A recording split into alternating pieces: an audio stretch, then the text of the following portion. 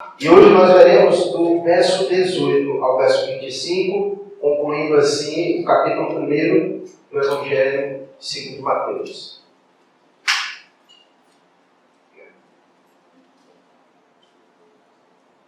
Mateus, capítulo 1, os versos 18 a 25. Todos encontraram? Ok? Nós vamos ler juntos. Ora, o nascimento de Jesus Cristo foi assim: estando Maria, sua mãe, desposada com José, sem que tivesse antes coabitado, achou-se grávida pelo Espírito Santo. Mas José, seu esposo, sendo justo e não a querendo infamar, resolveu deixá-la secretamente. Enquanto ponderava nestas coisas, eis que lhe apareceu em sonho um anjo do Senhor, dizendo: José, filho de Davi, não temas receber Maria, tua mulher, porque o que nela foi gerado é do Espírito Santo.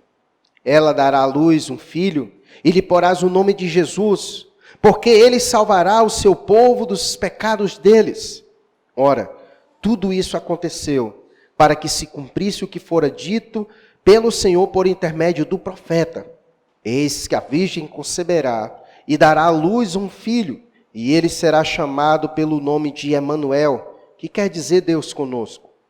Despertado José do sono, fez como lhe ordenara o anjo do Senhor, e recebeu sua mulher.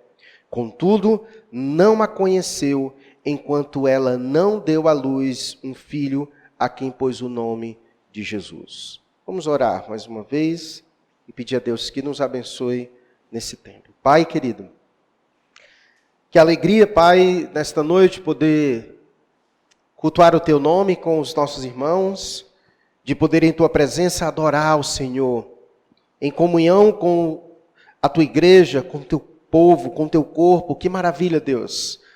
Pai, nós te rendemos graças, porque o Senhor é grande, o Senhor é sublime, o Senhor rege e governa todo o universo que o Senhor criou. Obrigado a Deus pelo Teu Espírito Santo, que habita em nós e que nos ajuda, ó Deus, na compreensão, na iluminação da vontade do Senhor. Pai, fala conosco mais uma vez. Acreditamos que o Senhor dirige nossas vidas por meio da verdade das Escrituras. Pai, que assim o Senhor fale aos nossos corações por meio dela nesta noite. Ajuda-nos, ó Deus, a compreender.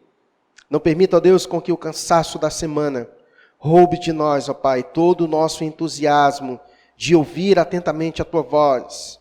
Pois a nossa alma tem sede do Senhor, tem necessidade de ouvir a Tua voz.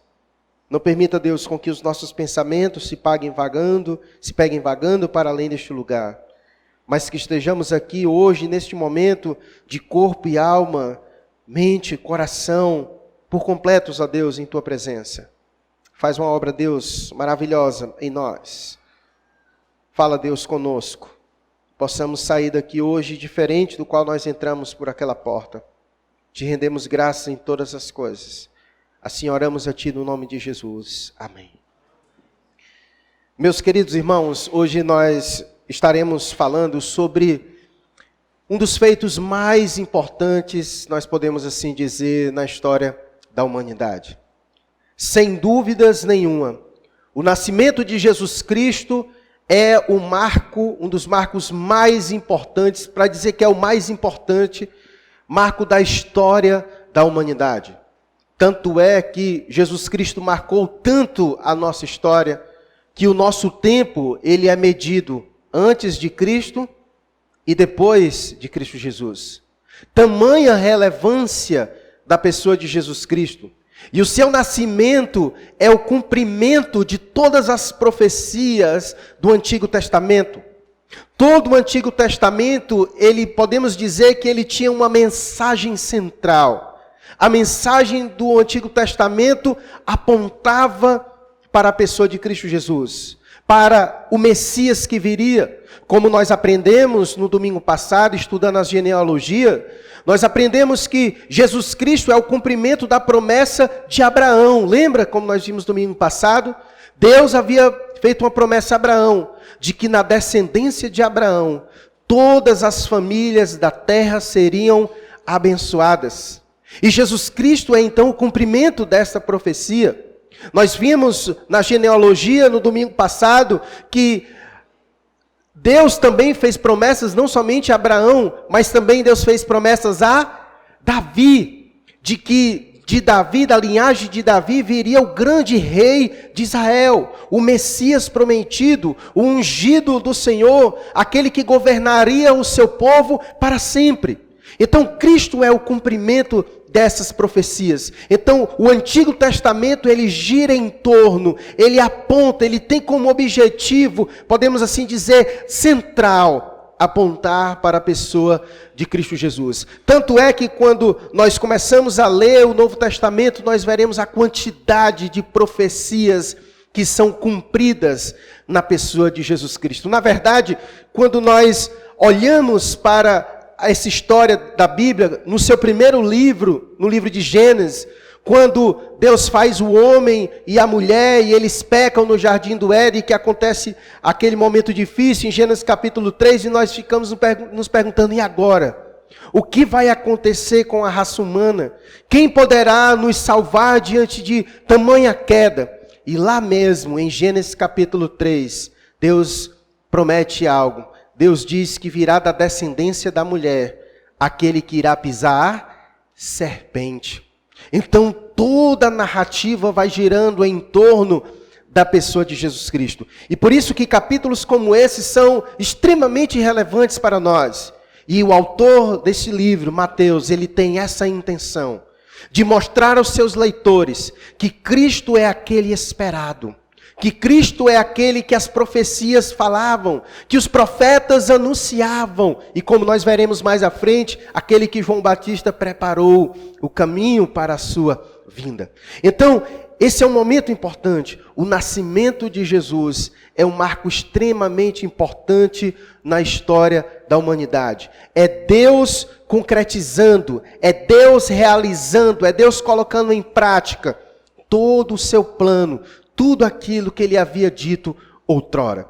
Uma das coisas que nós aprendemos no domingo passado, nós falamos que às vezes é um pouco chato a gente ler passagens de genealogia, aquelas coisas todas que ninguém gosta muito, mas nós aprendemos, uma das lições é como Deus é cuidadoso, como Deus vai coordenando a história, como Deus vai direcionando as coisas. Nós inclusive lemos aqui nomes de várias pessoas que chocam os nossos olhos quando olhamos, né? Estava até falando com o Marquinhos, né?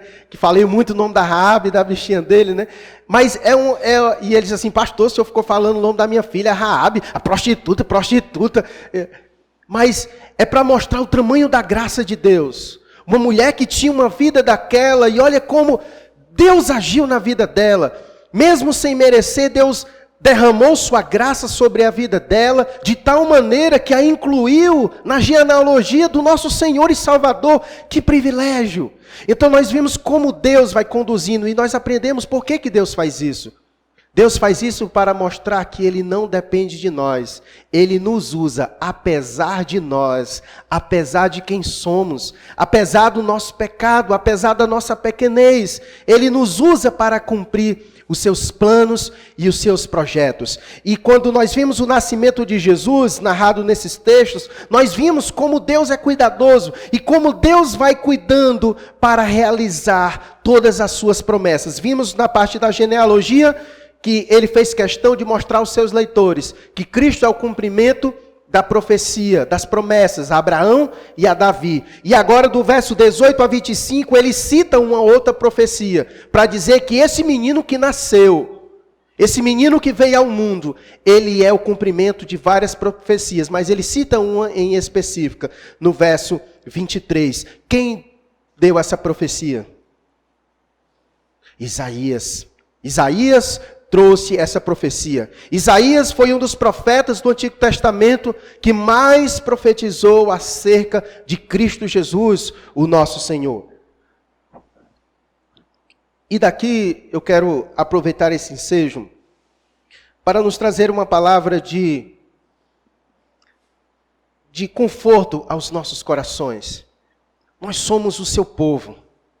E nós vivemos neste mundo segundo as promessas que Deus deu a nós. O Senhor disse que se nós crescêssemos no Senhor Jesus, nesse menino, nesse que Ele narrou a genealogia, nesse menino que veio ao mundo, nesse menino que nasceu, Ele disse que se nós crescêssemos nele, nós teríamos vida eterna. E nós sabemos que estamos aqui de passagem. E nós confiamos nisso porque acreditamos que Deus é fiel para cumprir todas as promessas que Ele disse. E isso é uma mensagem poderosa. Isso é uma mensagem que nos traz esperança. Temos vivido um tempo tão difícil. Temos vivido um momento assombroso nesse presente momento. Uma das coisas que mais tem se falado nesses dias é sobre o coronavírus. É uma das coisas que mais tem se falado nesses dias. E veja o pânico, o caos, o terror, o medo nas pessoas. Países paralisaram. O Brasil está parando em muitas coisas já, com medo e com pavor de tudo isso que está acontecendo. Nós temos uma mensagem tão poderosa, irmãos, para pregar para este povo. As pessoas vivem assim porque não têm esperança. As pessoas vivem assim porque não têm aonde se segurar. Elas não têm o príncipe da paz, que lhes dão a paz mesmo em meio às circunstâncias e às adversidades. E esse é o momento para a igreja mais do que nunca ser o sal da terra, ser a luz do mundo, anunciar o Cristo Salvador, anunciar às pessoas que o Cristo prometido veio a este mundo e veio para salvar o seu povo, como ele disse, o verso 21, que ela dará à luz um filho e lhe porás o nome de Jesus, porque ele salvará o seu povo dos pecados deles.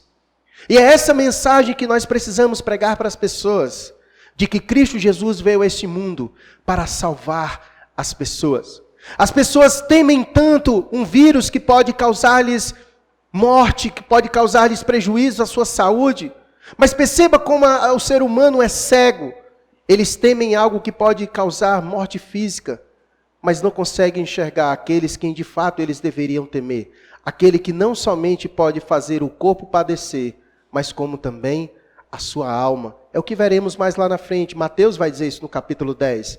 Que devemos temer não aqueles que tenham o poder de tirar a nossa vida, de matar o nosso corpo, mas precisamos temer acima de tudo aquele que não somente tem o poder de destruir o nosso corpo, mas aquele também de destruir a nossa alma. E se nós nos rendermos diante dele, se nós nos achegarmos a ele em arrependimento e em fé, nós temos a certeza de que ele derramará a sua graça sobre nossas vidas e nos salvará dos nossos pecados. Isso é muito mais importante. Mais importante do que qualquer enfermidade física é a enfermidade de alma. E as pessoas não estão preocupadas com isso. Estão preocupadas com um vírus que pode acamá-las, que pode tirar a sua vida talvez. Mas existe uma doença. Doença essa que não tem posto de saúde no mundo e não tem remédio neste mundo que possa curar, a não ser Jesus Cristo. E ele veio justamente com essa finalidade. Cristo veio a este mundo com um objetivo específico de nos salvar. E ele nos compreende. Quando nós olhamos para o nascimento de Jesus, nós aprendemos isso. É descrito no nascimento de Jesus que Jesus veio em forma de homem. É uma das coisas maravilhosas que não somente os evangelhos vão narrar. Quando você chega em João, por exemplo, João vai dizer que o verbo se fez carne e habitou entre nós. Sabe o que isso quer dizer? Sabe o que o nascimento de Jesus quer nos ensinar? Que Jesus é homem como eu e como você. E que por isso ele nos conhece. E que por isso ele sabe as nossas aflições. Porque um dos seus nomes, conforme Isaías, ele é conhecido como servo sofredor. Ele sabe o que é sofrer. Ele sabe o que é padecer. Ele tomou sobre si todas as nossas dores. O menino que nasceu, ele nasceu como eu e como você. Ele se fez carne e habitou no meio de nós. E ele nos conhece. Ele conhece as nossas aflições. Por isso que o autor de Hebreus vai dizer que não existe sumo sacerdote melhor do que Cristo. Porque ele veio em forma de homem. E ele pode nos representar corretamente, devidamente.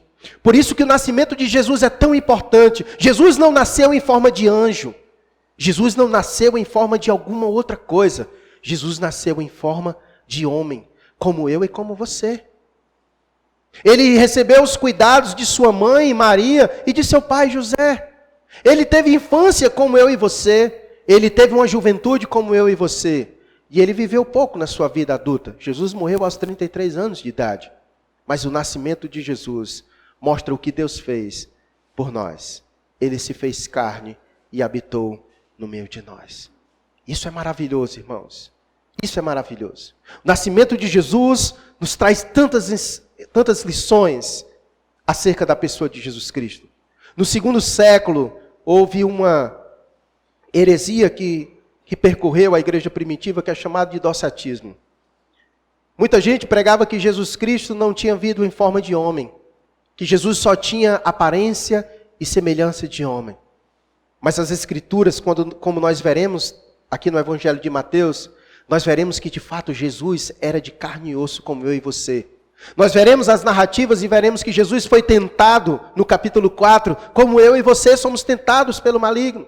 Veremos em outros textos que Jesus teve fome, como eu tenho fome, você tem fome. Ele teve sede, ele sofreu, ele padeceu, ele sangrou. É a prova mais clara de que Jesus Cristo veio em forma de homem, como eu e como você. Por isso ele nos conhece, e nos conhece perfeitamente, porque Cristo é homem, veio em forma de homem. Mas uma das coisas que nos chama a atenção sobre o nascimento de Jesus Cristo, dos versos 1 aos versos 17 que nós lemos, nós vimos a parte, nós podemos dizer, essa parte física de Jesus Cristo, a sua humanidade. Nós podemos dizer assim, é narrada a sua genealogia, para provar que Jesus Cristo é de uma descendência humana, como eu tenho descendentes e como você tem descendentes. Ele teve uma mãe, ele teve um pai. Contudo, o que nós iremos ver dos versos 18 a 25 é sobre algo extraordinário que envolve a pessoa de Jesus Cristo. Porque Jesus Cristo, ele não é simplesmente homem, mas ele também é Deus.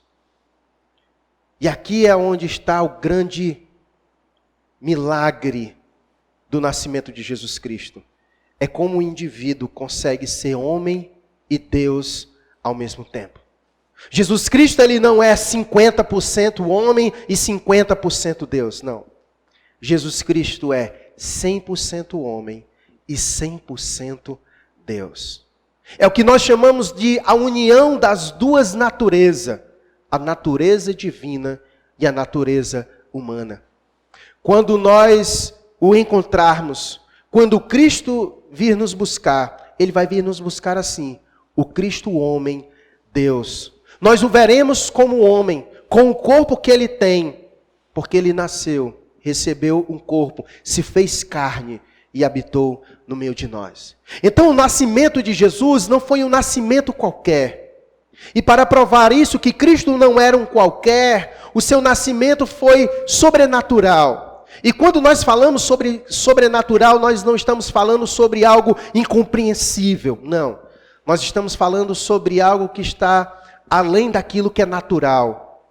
Todo indivíduo vem ao mundo através da relação de um homem e de uma mulher. Não é assim que o ser humano vem ao mundo? Tem outra forma? Tem não, né? Essa é a forma que o ser humano vem ao mundo, através da relação de um homem e de uma mulher. E Jesus Cristo veio de forma diferente. Vejamos como a Bíblia vai dizer como foi que Jesus Cristo veio a este mundo. E vejamos como o seu nascimento foi um nascimento diferente de todos os outros, porque de fato ele era diferente, no sentido, ele não somente era homem como nós, mas ele era também Deus. Vejamos como isso aconteceu. Ora, o nascimento de Jesus Cristo foi assim. Estando Maria, sua mãe desposada com José, sem que tivesse antes coabitado. A situação era a seguinte: Maria estava noiva de José. E naquele tempo, o noivado tinha uma certa conotação diferente que a nossa. O noivado naquela cultura era considerado um casamento. Quase que um casamento. Ela tinha uma conotação mesmo bem mais forte do que é hoje. Na nossa cultura, o noivado ele se associa muito mais ao namoro do que ao casamento. Mas naquela cultura, o noivado ele tinha muito mais proximidade com o casamento mesmo do que com uma simples relação. Até porque naquele tempo não havia esse negócio de namoro como existe nos nossos dias. Então, o noivado já era o passo para o casamento. E aconteceu, como diz o texto, sem que tivesse antes coabitado. Ou seja, eles não tinham tido relações sexuais. Porque, como eu disse, quando um homem ou uma mulher faz relações sexuais, gera menino. Então, eles não tinham tido ainda relações sexuais. E, de repente, no verso 18 final, achou-se Maria grávida pelo Espírito Santo. E aí, imagine a situação de José, como o texto vai dizer, verso 19. Mas José, seu esposo, sendo justo e não querendo infamar, resolveu deixá-la secretamente. Imagine o embaraço que isso não causou na relação deles. Imagina você ter uma relação com a menina e ela chegar dizendo que está grávida e foi pelo Espírito Santo de Deus. É um tanto quanto, certamente, estranho isso, né? E José era um homem justo e crente, mas ele precisava de mais confirmações da parte de Deus para que ele pudesse entender o que de fato tudo isso estava acontecendo. E o texto vai dizer que, sendo justo e não a querendo infamar, resolveu deixá-la secretamente. O que José fez? Veja a postura de José. A palavra justo aqui, nas versões originais, ela traz uma ideia de um homem misericordioso. José foi um homem misericordioso para com Maria. Em que quesito? Ora, uma mulher que ela ficava grávida, antes de consumar o seu casamento, se ela fosse levada a uma audiência pública, ela era apedrejada conforme a lei em Israel. Depois você pode dar uma olhada na sua casa, nas leis em Deuteronômio. Ela era apedrejada. Mas José não queria que isso acontecesse com Maria. Então o texto diz que ele, sendo justo, ou seja, sendo misericordioso e não querendo infamar, causar nela esses males e toda essa situação, ele resolveu deixá-la secretamente. E esse resolveu deixá-la secretamente não é no sentido de que ele foi embora sem que ela soubesse. Aqui era uma outra maneira de gerar o divórcio. Havia o divórcio público, e o divórcio público iria causar em Maria esse constrangimento ao ponto de causar nela, possivelmente, a morte, apedrejamento. Mas havia uma outra maneira de fazer o divórcio em secreto, apenas com 2 testemunhas. E foi esse recurso que José usou para não infamar Maria diante da situação que estava, sendo um homem justo, sendo um homem misericordioso que estava. E agora que nós veremos um pouco mais sobre como foi que Deus tratou do coração de José. Enquanto poderava, verso 20, enquanto poderava nestas coisas, eis que lhe apareceu em sonho um anjo do Senhor dizendo: José, filho de Davi, não temas receber Maria, tua mulher, porque o que nela foi gerado é do Espírito Santo. E deixa eu explicar para você o que quer dizer que nela foi gerado um filho pelo Espírito Santo. Diferentemente do que nós vemos muitas vezes na cultura grega, na mitologia grega, onde os deuses muitas vezes vinham, tinham relações com mulheres, e essas mulheres geravam os semideuses. Você já assistiu, já viu, já leu sobre mitologia grega? Então tem os semideuses. E os semideuses, como, por exemplo, Hércules, é a prova de que os deuses vinham, tinham relações com as mulheres, e elas geravam semideuses, certo? Homens que eram metade humanos e tinham poderes de deuses, certo? Então, não foi isso que aconteceu. O Espírito Santo não assumiu uma forma humana e teve relações com Maria. O que aconteceu, de fato, foi que o Espírito Santo envolveu Maria. E aqui eu quero ler com vocês o que ela mesma disse, o que foi dito para ela em Lucas, no capítulo, só para a gente aprender um pouquinho. Lucas, no capítulo 1, olha o que foi dito para ela acerca dessa concepção virginal do Espírito Santo na vida de Maria.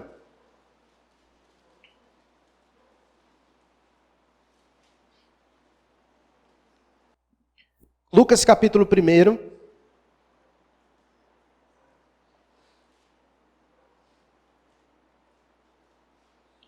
Verso 35.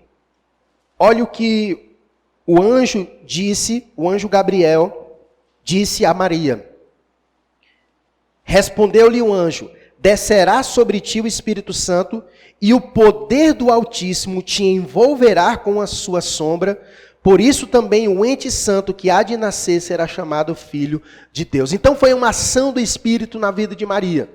O poder de Deus envolveu Maria. O poder de Deus foi direcionada à pessoa de Maria, fazendo dentro do seu ventre gerar o Filho de Deus, sem a concepção natural. Por isso a concepção de Maria, quanto a Jesus, foi uma concepção sobrenatural, porque veio direto do Espírito dentro do ventre dela, ok? Então, o anjo que aparece a José vai tentar explicar isso a José. Mas uma pergunta que precisa ser respondida: por que o anjo fez questão de ir a José e a explicar isso para José? Se ele tivesse ido embora, não teria realizado assim mesmo o nascimento, e não era Maria que seria a barriga de aluguel, que iria receber Jesus Cristo, que seria mãe de Jesus Cristo? Para que a necessidade de José? Ora, quando nós lemos do verso 1 a 17, de quem é a genealogia que Mateus apresenta? De quem é a genealogia que ele apresenta? De José. A genealogia que Mateus apresenta é a de José. Então, para que Jesus fosse, de fato, filho de José, José teria que reconhecer Jesus como seu filho. Então, o anjo fez questão de ir a ele e de explicar a ele o que tinha acontecido, para que José entendesse aquilo e ele abraçasse Cristo como seu filho. Porque na genealogia é dito por Mateus que Cristo é da descendência de José. Mas como ele é da descendência de José, se José não teve relações com Maria, então para isso ele teria que receber a Cristo como seu filho. Assim como Maria recebeu no seu ventre, gerada pelo Espírito, recebeu um filho de Deus dentro dela, José também iria recebê-lo como filho. Então por isso o anjo foi a José, para que ele pudesse entender como esse processo iria acontecer. E aí o texto então prossegue dizendo que ela dará à luz a um filho e lhe porás o nome de Jesus, porque ele salvará o seu povo dos pecados dele. E ora, tudo isso aconteceu para que se cumprisse o que fora dito pelo Senhor por intermédio do profeta. Eis que a virgem conceberá e dará à luz a um filho, e ele será chamado pelo nome de Emanuel, que quer dizer Deus conosco. Meus irmãos, essa foi uma das maiores demonstrações de poder de Deus no nosso meio. É por isso que o mundo dificilmente experimentará outro momento como esse. É por isso que nós não podemos querer construir uma narrativa acerca de tudo aquilo que aconteceu no período de Jesus. Aquele momento foi um momento único, um momento especial, um momento que as Escrituras chamam de a plenitude dos tempos, um momento em que Deus pisou neste mundo. Você imagina o impacto que isso não aconteceu? Por exemplo, quando nós lemos os Evangelhos, uma das coisas que nós percebemos é que por onde Jesus passava, os espíritos malignos se manifestavam. Você percebe isso? Meu irmão, Deus estava aqui entre nós. Então era óbvio a santidade em pessoa no nosso meio. Então você imagina Cristo passando e os demônios dentro das pessoas. Você acha que nada iria acontecer? É claro que iria acontecer. Se quando a polícia passa, o ladrão fica todo se tremendo, imagine Cristo passando, o que os demônios não iam fazer? Ora, Então é por isso que quando a gente lê os evangelhos, a gente percebe uma manifestação exagerada da manifestação de demônios, porque Cristo estava no meio de nós. Era quase que impossível Cristo passar como ele passava de vizinhança em vizinhança e nada acontecer. Cristo estava no meio de nós. Emmanuel, Deus conosco. Deus conosco. E como disse Billy Graham, um dos maiores feitos da humanidade não foi o fato do homem ter pisado a lua, mas o fato de Deus ter pisado a terra. Esse foi o marco mais importante da nossa história. Não foi o fato do homem pisar a lua. Mudou em quê? O que mudou na história da humanidade o homem ter pisado na lua? Ficamos melhores ou piores? De lá para cá, ficamos melhores ou piores?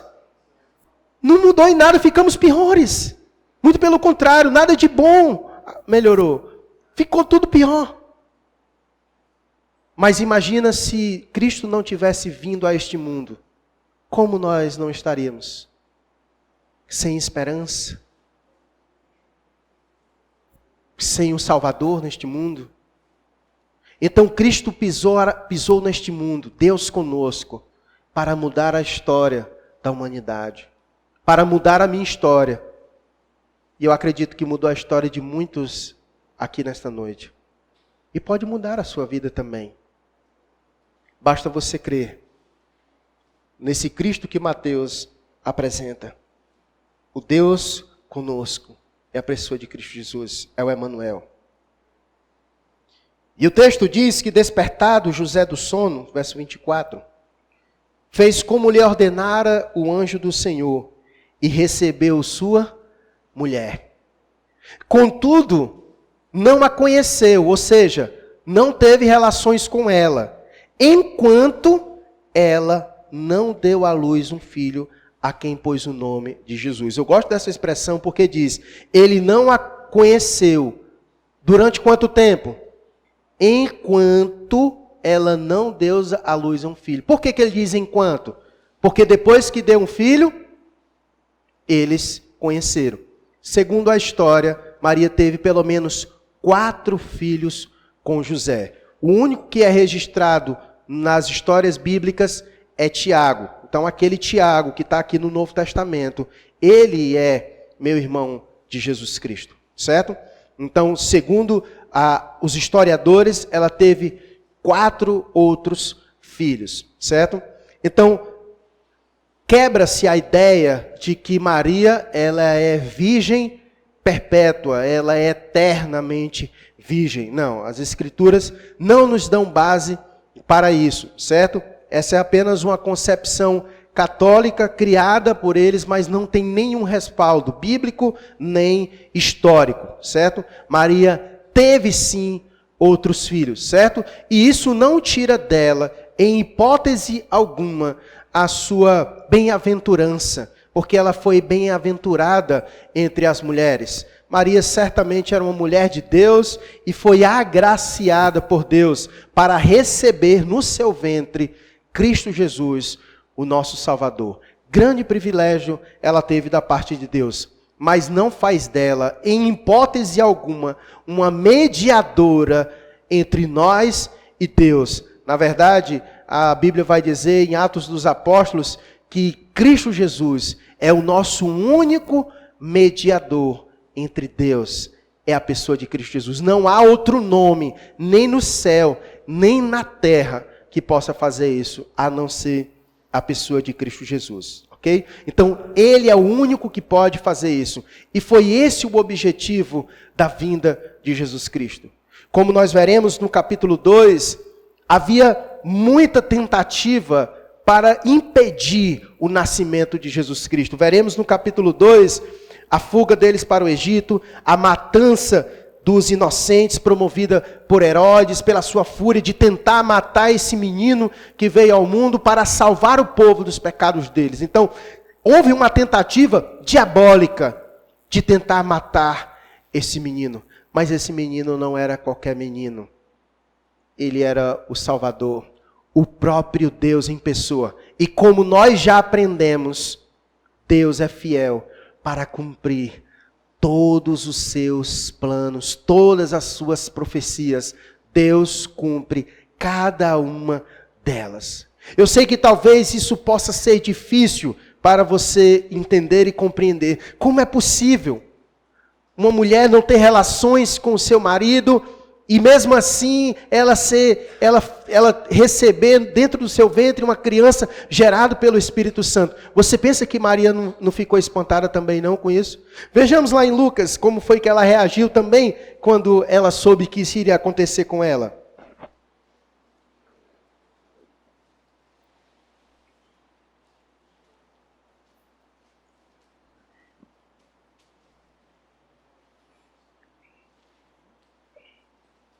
Vejamos o capítulo 1 de novo de Lucas.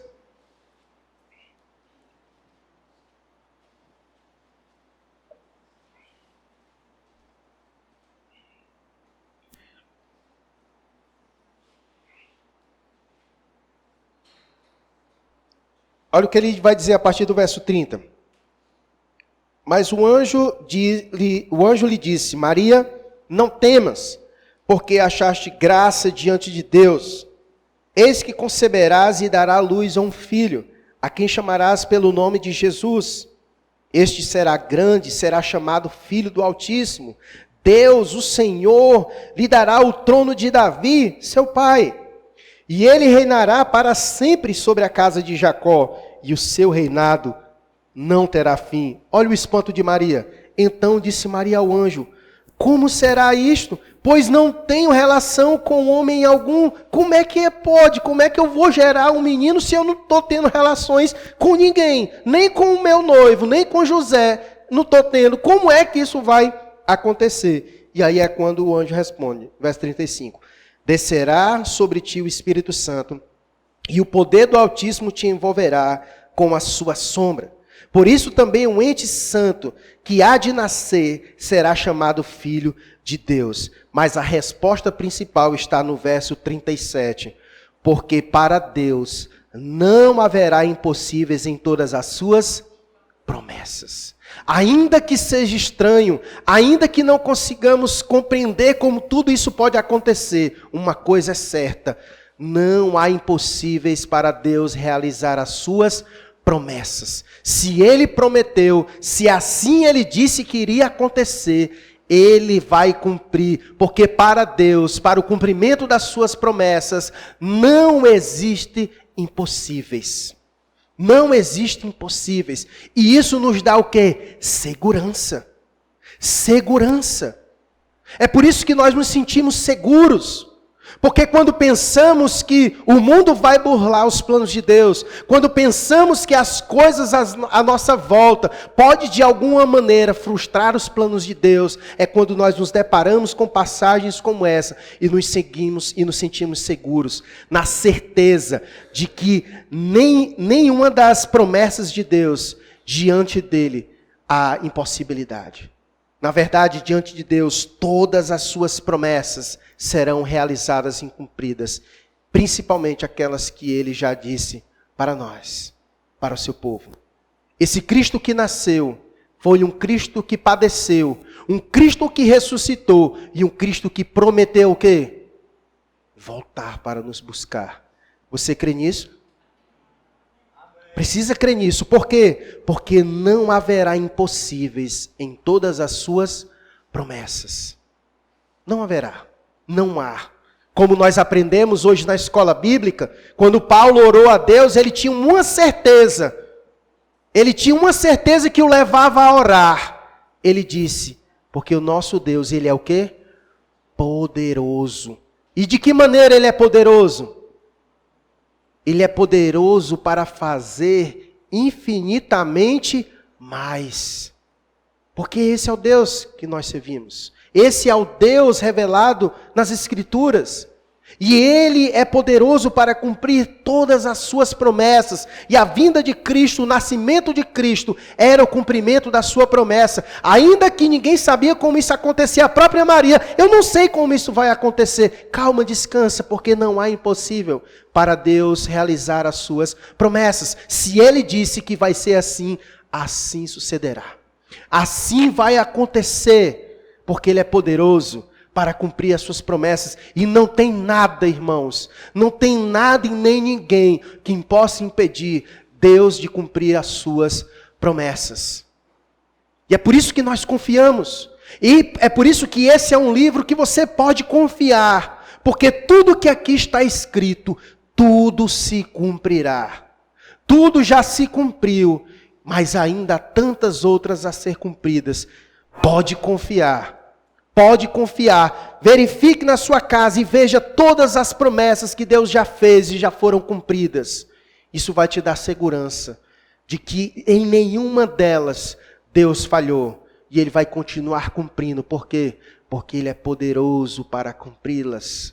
Porque não haverá impossíveis em todas as suas promessas. Não haverá impossíveis em todas as suas promessas. Então confie. Creia no Senhor. E foi para isso que Ele veio. Para que nós possamos depositar nele a nossa fé. A nossa esperança. Essa foi a razão pela qual Jesus Cristo veio a este mundo. Voltemos para o texto de Mateus, que é o que ele vai dizer no verso 21, que é o foco do nascimento de Jesus, o objetivo. Ele não veio para ser apenas mais um neste mundo. Ele não veio para ser apenas um filósofo. Ele não veio apenas para ser mais um mestre dentre todos os doutores da lei da sua época. Ele veio para ser aquilo que ninguém mais poderia ter vindo a este mundo para ser. Ele veio para ser o Salvador da humanidade. Olha o que o texto diz. Ela dará à luz um filho e lhe porás o nome Jesus, porque ele salvará o seu povo dos pecados dele. Ele veio com essa missão para nos salvar dos nossos pecados. E essa mensagem que nós precisamos pregar. Pai da Sara, recebemos uma visita maravilhosa hoje. O pai da Sara esteve conosco lá em casa, chegou até de surpresa. E nós conversando, e falei para ele sobre os propósitos e os projetos aqui da igreja, da gente abrir uma escola. E a gente conversou um pouco sobre a educação no país e sobre as dificuldades que as crianças passam no que diz respeito ao campo educacional. Aquilo que elas aprendem nas escolas. E em muitas escolas, elas ensinam as crianças a não crerem mais em Deus.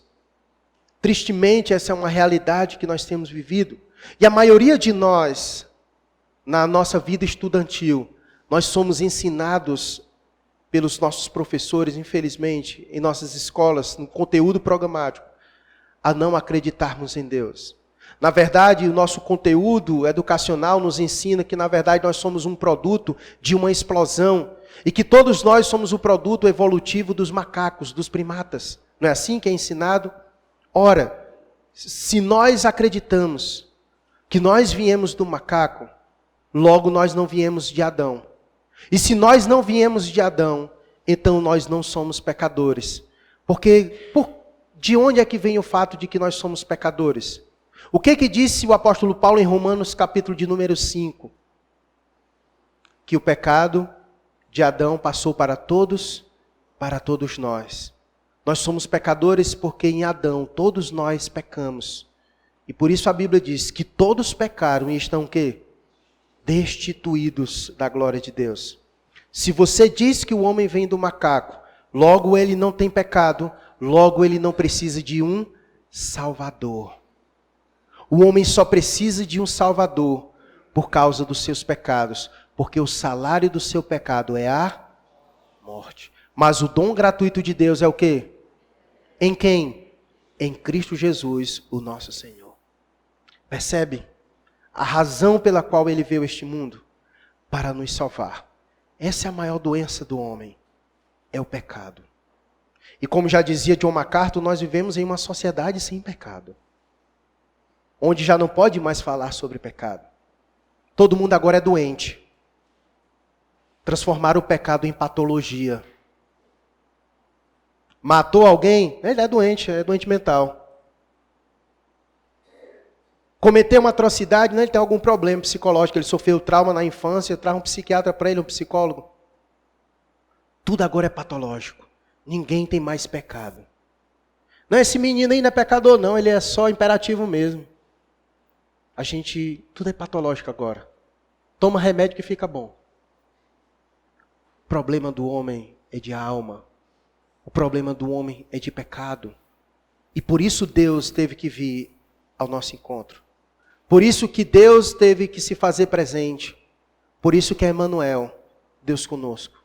Por isso que Ele veio e nasceu para ser o Salvador do seu povo. Para nos salvar dos nossos pecados. Para salvar dos nossos pecados. A mensagem de Mateus aos seus leitores é essa. Cristo é o cumprimento da promessa de Deus. É aquele que todos vocês aguardavam para salvar o povo do seu pecado. Creiam nele e terão vida eterna. E se você está hoje aqui e ainda não creu em Jesus Cristo, essa é a noite para você. Creia em Jesus Cristo, porque como aprendemos, Ele é fiel para cumprir todas as suas promessas. E a promessa das Escrituras é: creia no Senhor Jesus, que você terá vida eterna. Ele é o único que pode perdoar os nossos pecados. Sabe por que Ele é o único capaz de perdoar os nossos pecados? Como essa imagem aí. Veja que lá no fundo tem uma cruz. Ele nasceu com um destino de ir para o Calvário. Ele nasceu para morrer. É um paradoxo. Ele nasceu para morrer. E é na sua morte que nós temos vida. E é na sua morte que nós temos vida.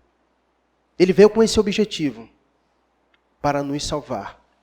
E só tem um caminho que nós podemos pegar para isso. É Jesus Cristo.